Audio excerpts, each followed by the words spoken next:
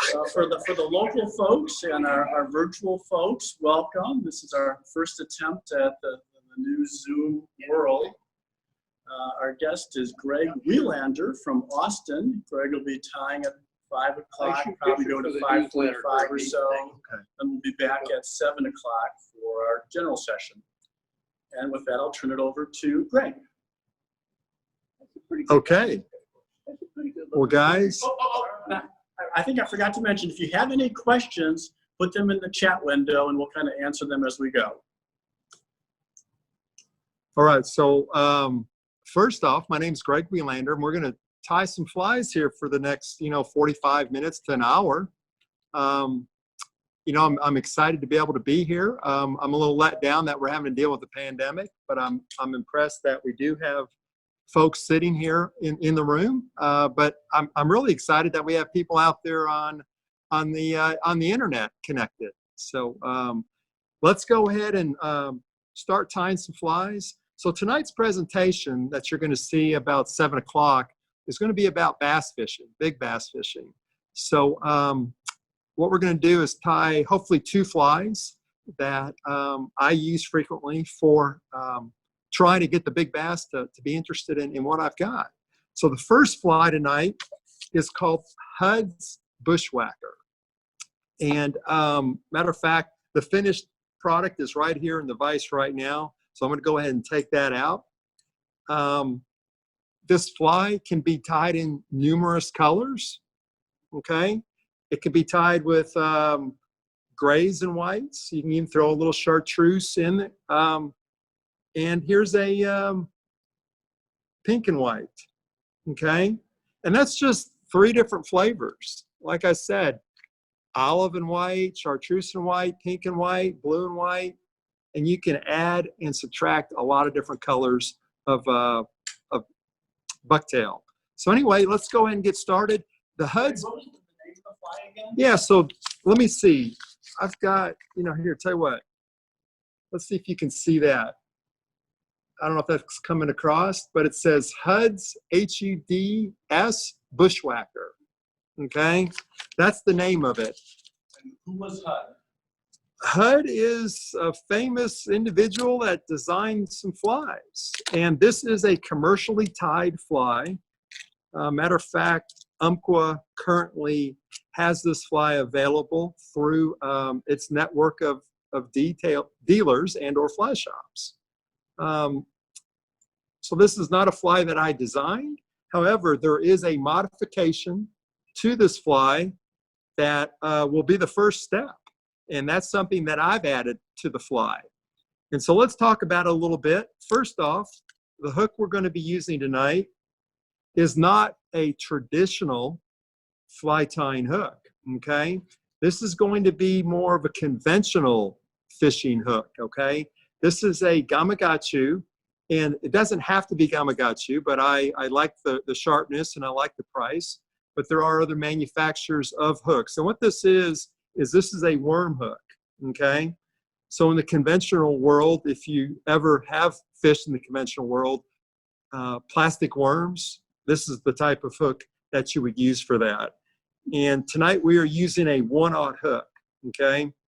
And the reason this fly was designed to be used on a conventional worm hook is because of the snag-free and weedless. Looks like it's got a micro barb on it. It does have a micro barb. Yeah. So today's worm hooks from say 20 and 30 years ago are very sharp, tacky sharp.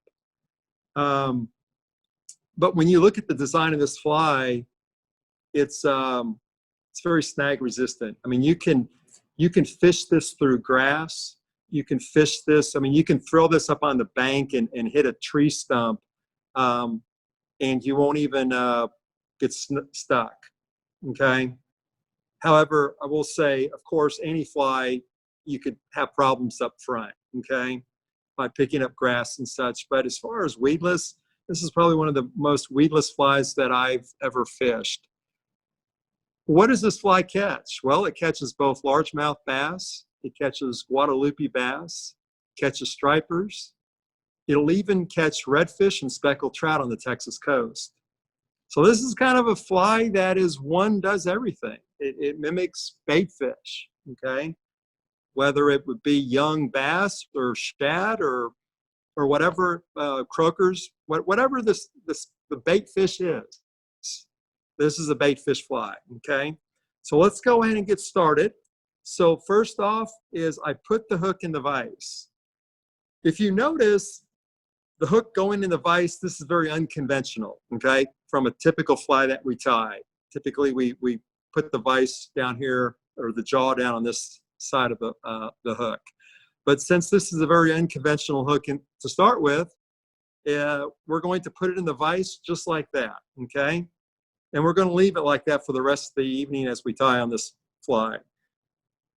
Okay, so the first step is a step that I have done. This is a modification I have done to the Hud's Bushwhacker, and that is adding some lead to the shank of the hook. So I'm using a .020. Okay, doesn't have to be, but this is kind of a mid-size lead. And what we're going to do is we're going to make about 12 wraps of lead on the shank of the hook. Because if you remember looking at it, let's go ahead and pull up the fiber so you can see what we're doing. See that lead right in here? I'm trying, I've got my two pinkies. That's what we're doing, is we're putting some lead on there. So it does two things. It adds weight to the fly. However, if you have the lead more towards the back of the hook versus up front or more center, what that does, I call it kind of like a semi-truck jackknifing. So when you strip this fly and it stops, the back end wants to come around, okay, because of the weight back there. So when you strip it, it'll do a darting action, okay? So that, of course, is what the fish can't resist, right? Or at least we hope so. Okay, so I'm just going to reposition this so I can start my lead wraps. So like I said, I do about 12 of them.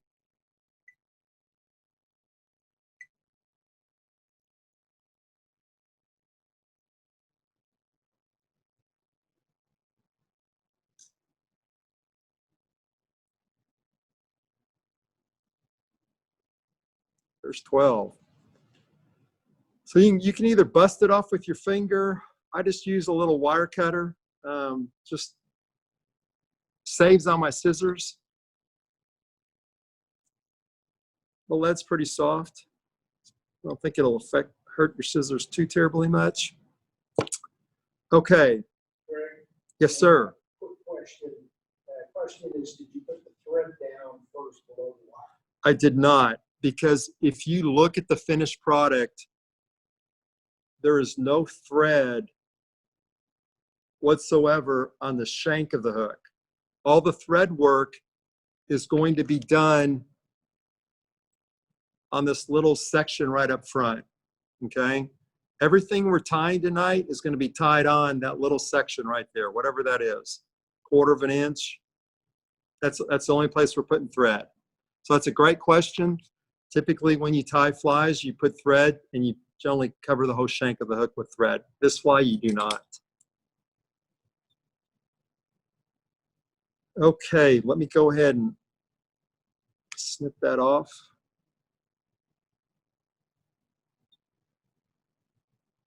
And like I said earlier, the original pattern of this fly did not have this extra add-on lead, okay?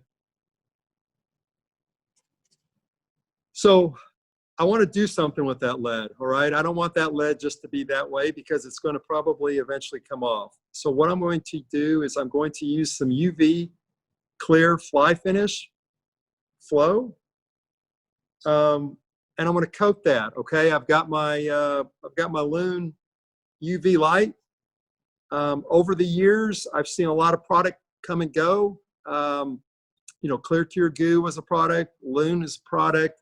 There are other products on the market that all do the same thing, okay? So what I'm going to do is I'm going to put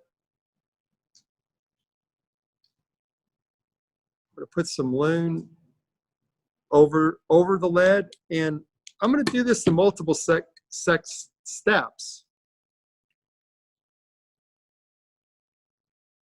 So I'm just kind of rotating my hook and I'm working my way around. And there's a reason for that. Greg, why do you like using the UV epoxy rather than super glue or something else? Okay, so super glue and or, super glue and, here, I've got a bottle right here. Let me pull it out. Yeah, Zap-A-Gap, right? Yeah. The Zap-A-Gap, which is a CA glue. I use that typically for when I'm doing dumbbell eyes or I'm doing bead chain eyes. However, I do not use it for everything I do on a tie of a fly, okay? Why is that? Because it absorbs into materials. So if we can make it to the second fly, you'll understand what I'm talking about. But Zap-A-Gap on here would not work, okay? Because what I'm doing here is I'm actually making a, I'm basically gluing this to the shank of the hook, okay? And it creates a nice uniform without having to worry about drying, okay? You know, before this product came to market, I would use our epoxy, okay, our two-part epoxy where we would mix it up, and that would work fine on here. However, there's a process of drying, right? It takes a little bit of time. So this is already dry. So since everybody's really not in the room tonight, you can feel this and you can't feel the lead anymore. So I basically created a little cocoon around my lead wraps. Okay, basically an epoxy finish. All right, so now we're ready for the tying portion. So I've got my, I'm using UTC Ultra Thread 140. You can be using 6/0, uni thread, but anything in that diameter. Okay, so I'm going to attach my thread, and on this fly I generally just use white. Okay, you don't necessarily have to use just white, but it's kind of a neutral color. And when we get to the steps, you'll kind of see we're going to be building this head up here, okay? And it's going to take on well, it looks like it kind of takes on other colors just because of the what materials we're tying in here, okay? If we're using chartreuse on top, of course the belly's white, so thread's not that important. However, I just like to kind of keep it very basic and just go with the white. All right, so I've got my my thread attached. So I need to do a little throat, okay? And a throat can be tied in anything red as long as it's red, okay? So tonight I'm using, this is called Deadly Dazzle in blood red. Doesn't have to be Deadly Dazzle. It could be red EP fiber. It could be, you know, it could even be Flashaboo accent in red. So this is synthetic. So I've got some scissors that are actually designed for synthetics. So I'm going to use those. Generally, a pair of synthetic scissors are not as expensive. They look a little more like the scissors you've got around the house.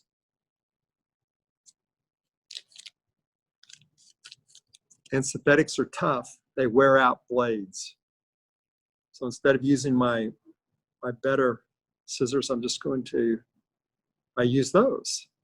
All right, so here we go. I've got a little chunk of red dazzle. How long is that? I'm going to say maybe about 1 inch, okay?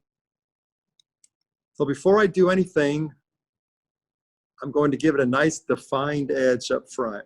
Okay, I've noticed there's a little bit of lag, so if I slow down and hold it, maybe you can see. But right now, I'm coming in with my scissor, and I gave it a defined edge. I trimmed it. Reason for that, it'll be a lot easier to tie it in.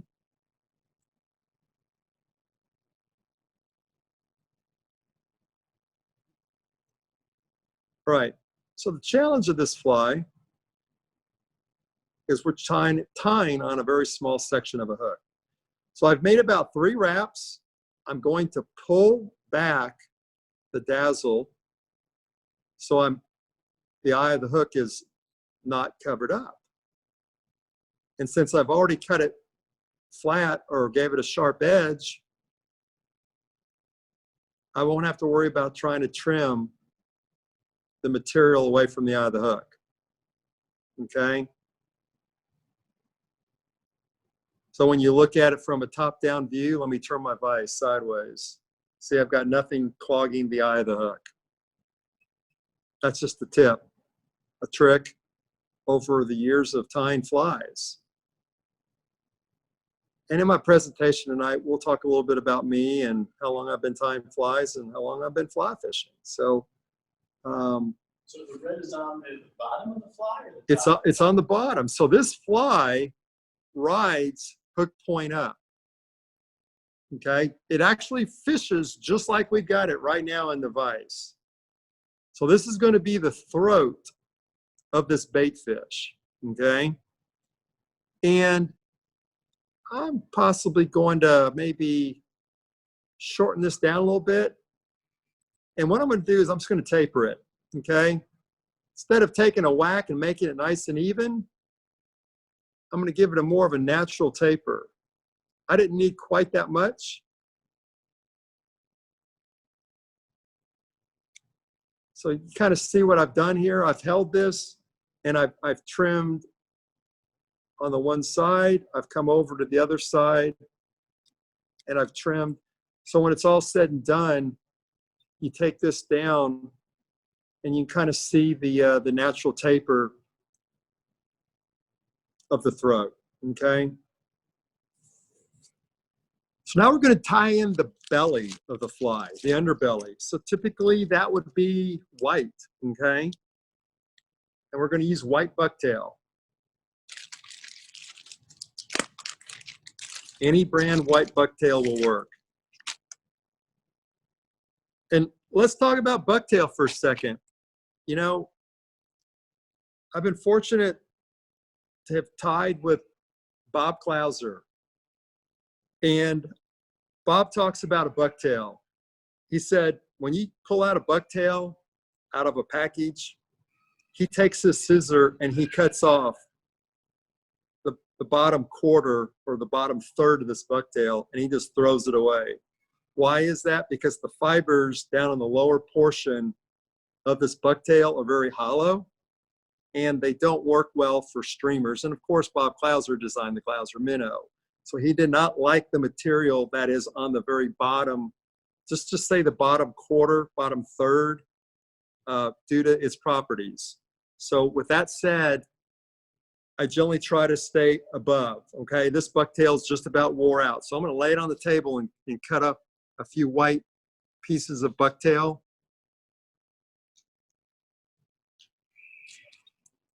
And I just cut it from way up here where my finger is, okay? Just something to keep in mind. All right, so I cut off a little section of white bucktail, okay? In tying flies, less is more, okay? You don't really need to come out with like a number size number 2 pencil. You don't need all that. You don't need that much diameter, okay? I'm going to hold this bucktail and I'm going to look at it, see if there's any wild hairs, and there are a few. I'm going to pull them out, okay?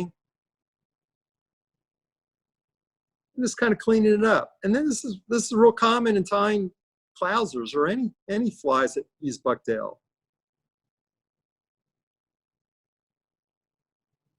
Okay, I think that's good enough. I'm going to go with that. Right, so this fly, just like I did with the dazzle, I wanted a defined edge, okay, to tie it in at.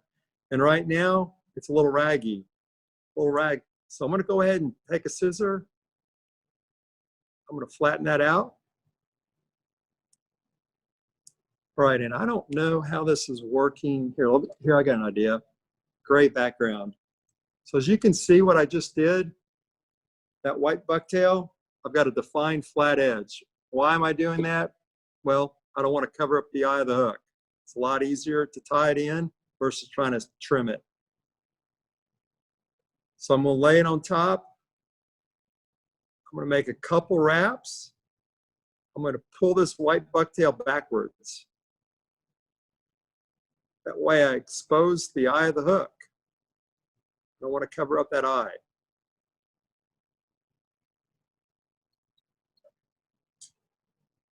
So now I'm wrapping my thread towards the eye, tying down the bucktail.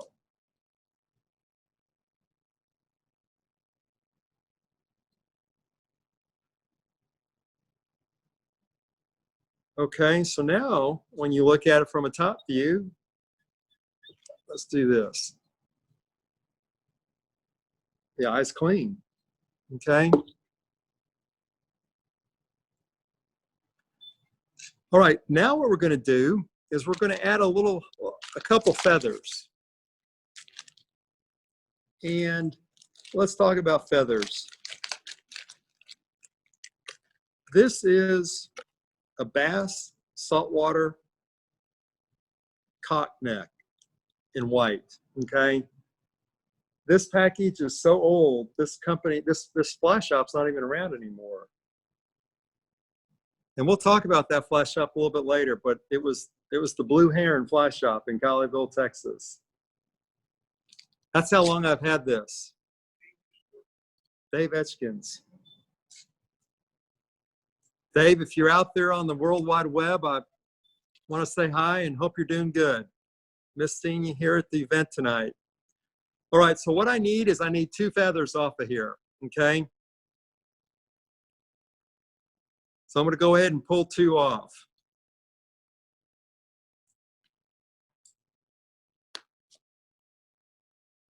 And I pretty much want them to be the same length. So the key to that is try to stay in the same section of the neck. And another thing I want to say is if I pull one off the left side, I'm going to pull one off the right side. Why is that? Because the way of the natural bend of the feather. Some of you guys have been tying flies longer than I have. You might have heard that over the years. And it'll all make sense here in a few minutes when I tie this in. Okay, so I've got 2 feathers. You can kind of see how they, there's a splay, okay? So when you look at it from a side angle, see how they splay outwards? So I wanted to put them together, or actually I want to tie them in so they splay inward, okay? So instead of having that feather come out, I want it to go in. See what I'm talking about? But before I tie anything in, I want to make the length of these feathers to be the same.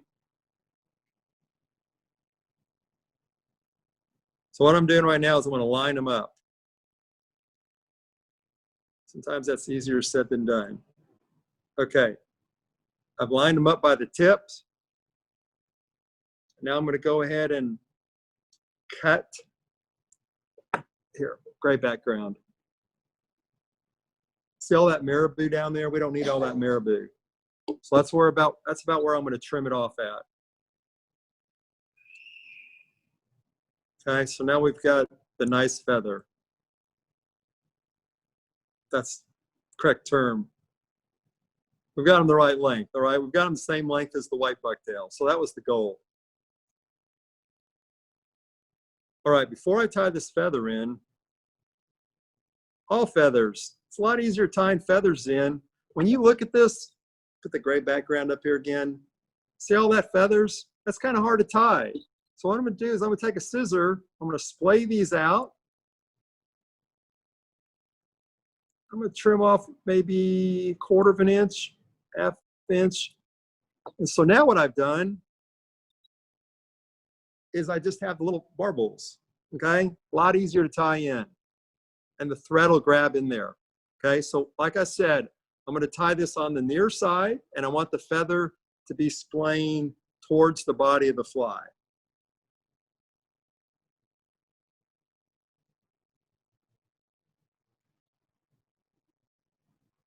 And I'm tying it right on the side of the fly.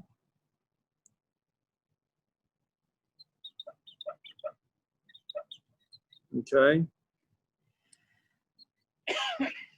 There's one. And if I would have thought ahead, I should have trimmed them both at the same time. But that's okay. There we go. So I need to tie the one on the other side now. So in the years of tying flies, I found out it's a lot easier tying where you can see. So I'm going to rotate this vise around, and I'm going to bring the far side to the near side. I can see what I'm doing. I'm going to tie this one in.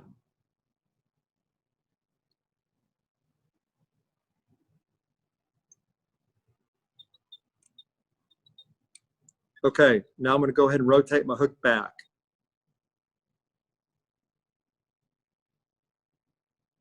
All right, so all that's done is it's added some more white to the fly. We added some feathers to the bucktail, okay? So now we got to make a decision. What color do we want this fly to be? I mean, they say it's no use unless it's chartreuse. We can do that. Or we could throw some pink.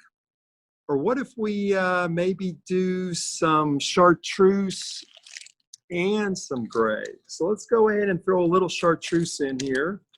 And like I said, you know, this is really up to the fly tyer. Color, everybody has favorite colors, okay?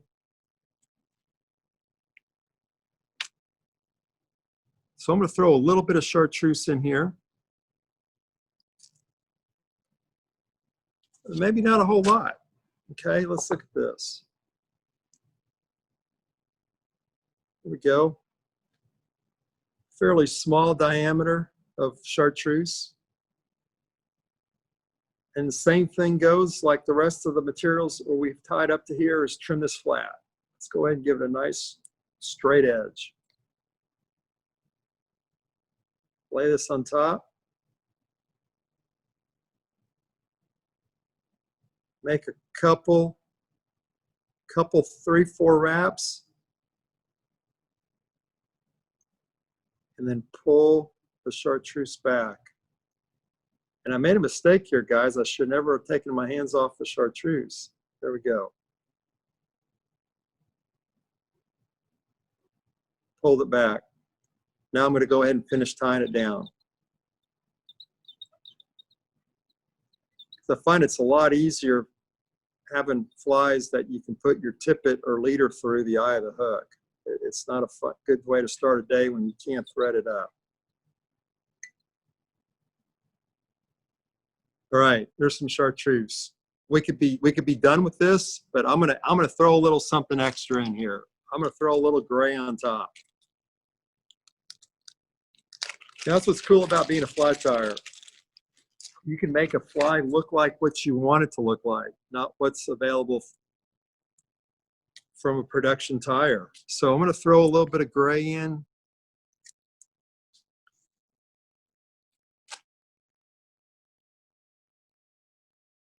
Doesn't have to be a lot. A little gray up on top.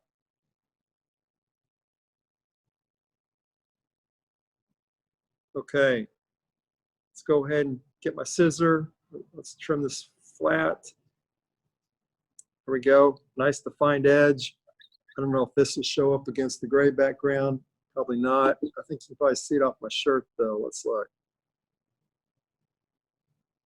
Yep, there you go. Okay, so let's go ahead and tie this in.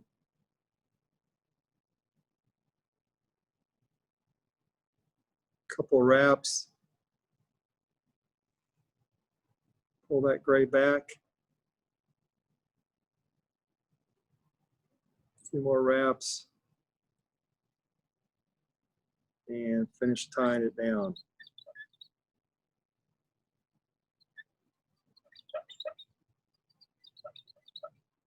All right, I think I've got a few fibers in the way. That gray, I didn't quite get that pulled back good. So let's just go ahead and take my scissor and clean out the eye real quick.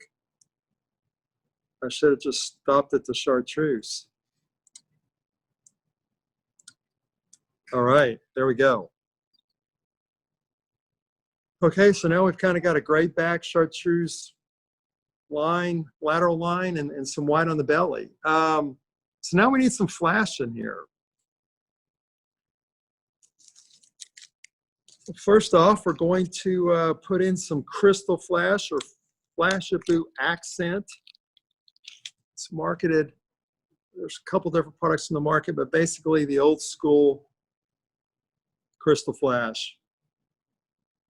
Okay, I'm just using some pearl.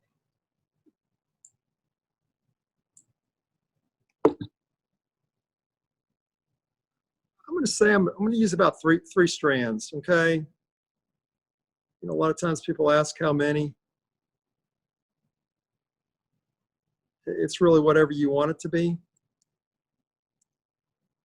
But I'm going to take 3 of them.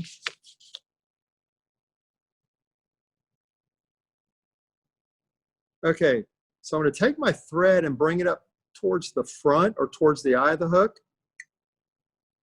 And as you can tell, my thread is actually hanging, okay? It's hanging. It's not sitting in the basket or the trash basket here on the table.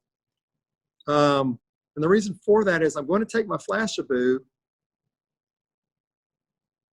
and I'm going to grab it about on both ends, find the center.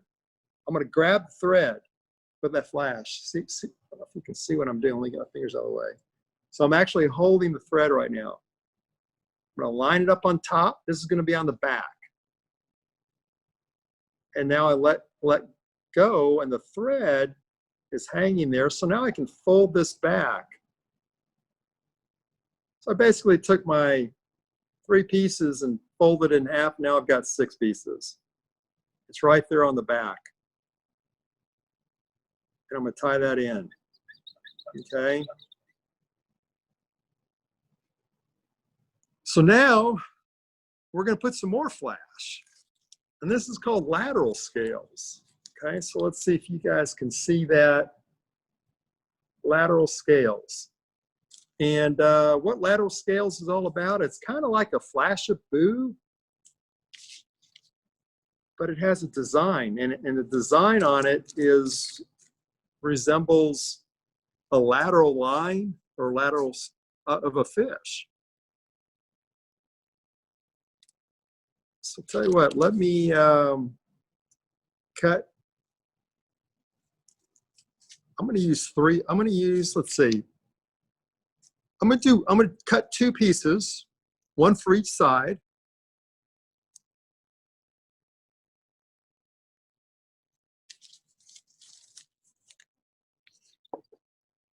And once again, my thread is hanging. I'm going to take 1 lateral line, okay, right here. Let's see, I don't know if that's showing up real well, but I've got it. A little tough. And I'm going to tie it on the near side. Okay, so I'm going to do the same thing I did earlier. I'm going to use the weight of the bobbin and the thread. I'm going to lift that up. I'm going to bring that lateral line over to my side. I'm tying it on the side of the body, and I'm going to fold this in half. So I'm going to pull these 2 lateral lines, side of the body, and it's on the near side of me, so you can't quite see it. But if I flip this over, now you kind of see the lateral line is going right down the center. Here, I'll tell you what, let's use this bodkin. Right down the center of the fly, okay? And since I've got to tie in another one on the other side, once again, it's a lot easier seeing what you're doing. So I'm rotating my hook upside down. I'm bringing the far side to my near side. I'm gonna do the same thing.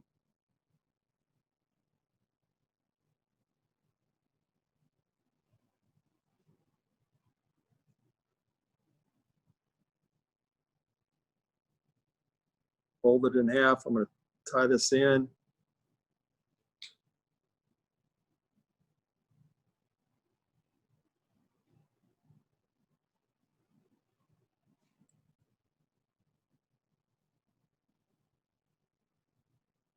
Okay, so what I'm having a problem right here. So let's fix that problem. Let's take my thread off. Let's redo this. What I was having a problem with is take your thread and let's start back up towards the eye of the hook. Okay. There we go. I think I've got another piece of flashlight here. Here we go. What was happening was it wasn't wanting to, oops.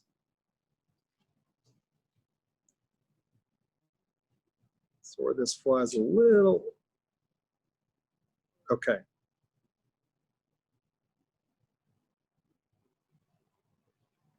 Fold it in half, bring it to my side, and tie this in. So now I'm able to wrap my lateral line and put enough thread all the way down the side of it to keep it into the body. Okay, so I'm going to rotate this back. All right, so now the last step is to build up a little bit more of a thread head, okay? So what we got to be careful of, we don't want the thread to start to go into the eye.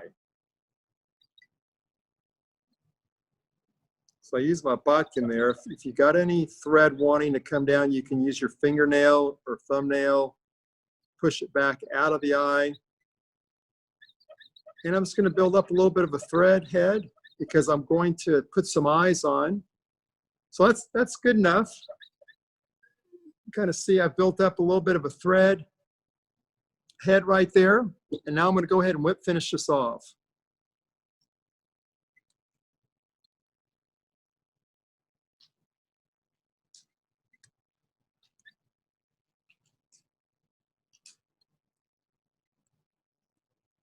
There we go.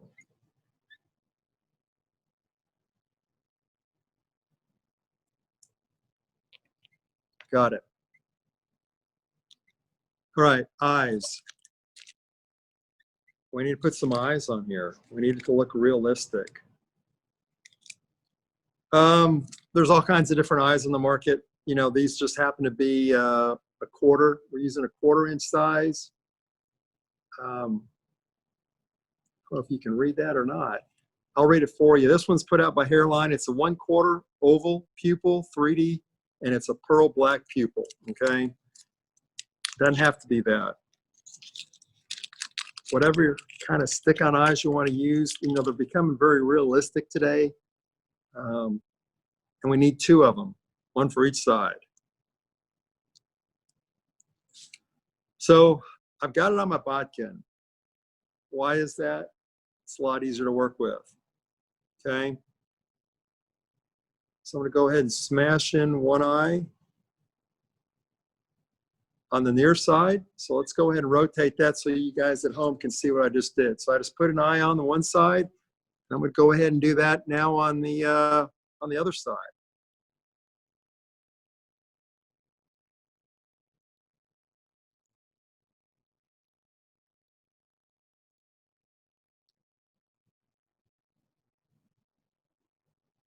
Okay, so now what I'm going to do is make sure I align them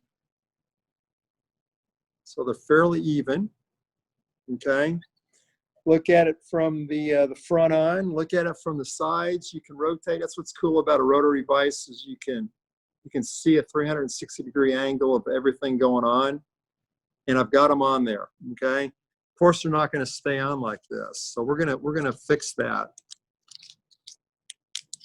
We're going back to our loon product or any sort of UV material that's on the market, okay? And we're going to build a head. So I'm going to start by applying some on top. I'm going to zap it with the light. So what I'm going to do is I'm going to apply some of this loon in between the two eyes.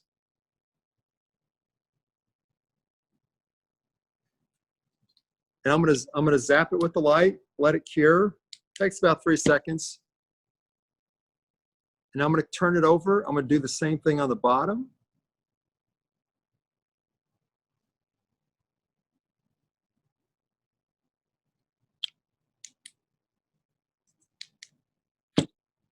And now what I want to do is I want to fill in the gap in between these eyes. Because right now I can touch it with my finger and I can feel the two eyes. So I'm going to build it up. And the goal is to try to make a little globe up on top and on the bottom.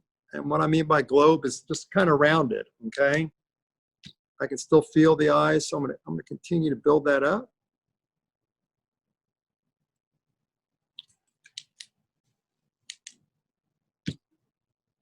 And I'm going to do the same thing on the bottom.